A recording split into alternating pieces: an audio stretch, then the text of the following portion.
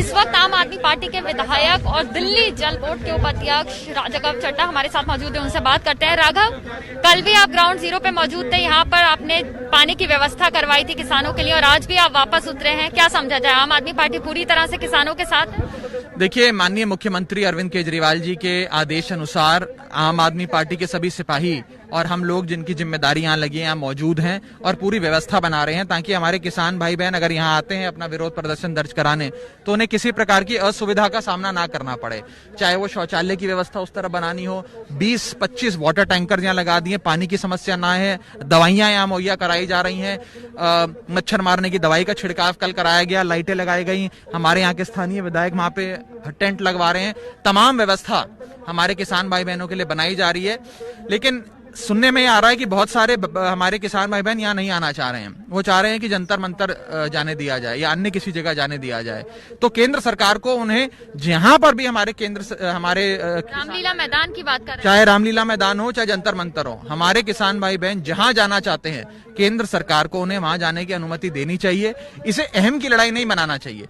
और अरविंद केजरीवाल जी की सरकार किसान भाई बहनों की जो दिल्ली आ रहे हैं उनकी मेजबानी करेगी, उन्हें सारी व्यवस्था उपलब्ध कराएगी, सारा लॉजिस्टिकल सपोर्ट देगी, सारी सुविधाएं देगी।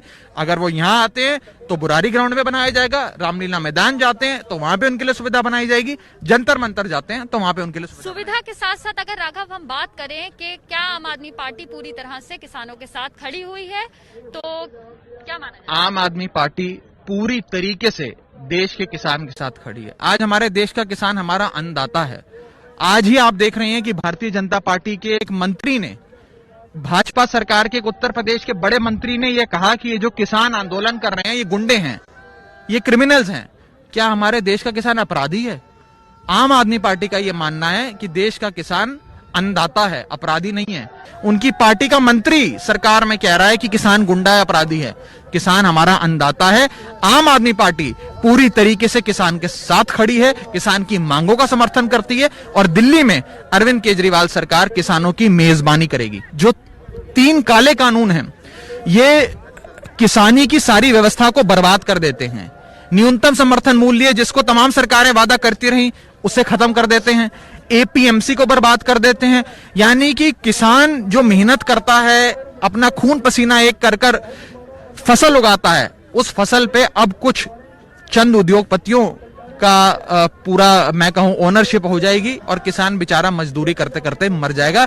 किसानी को और किसान को बर्बाद करने वाले कानून को वापस लेना चाहिए और किसानों को इस बिल के खिलाफ अपना विरोध दर्ज कराने का जो संवैधानिक अधिकार है वो संवैधानिक अधिकार भी किसान से कोई नहीं छीन सकता। हम तो आज आपके माध्यम से भी कह रहे हैं, पहले भी कह रहे थे कि जहां पर भी किसान जाकर अपनी बात बुलंद करना चाहते हैं उन्हें मौका मिलना चाहिए।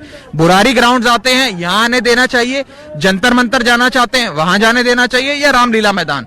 अरविंद केजरीवाल की सरकार वहां पे पूरी मेजबानी करेगी, उनके लिए पूरी व्यवस्था बनाएगी जहां पर भी अनुमति मिलती है। और केंद्र सरकार को इसको अहम की लड़ाई नहीं बनाना चाहिए। अगर कोई रामलीला मैदान जाकर बात रखना चाहता है, बड़ा ऐतिहासिक ग्राउंड है, हम वहां के हमारा तो जन्म ही वहीं हुआ था, तो रामलीला मैदान जाने देना चाहिए। जंतर मंतर जाना चाहते हैं वहां जाने देना चाहिए। ये कैसी बात है कि आप उनका जो संवैधानिक अधिकार है विरोध दर्ज कराने का वो भी छीन रहे हो?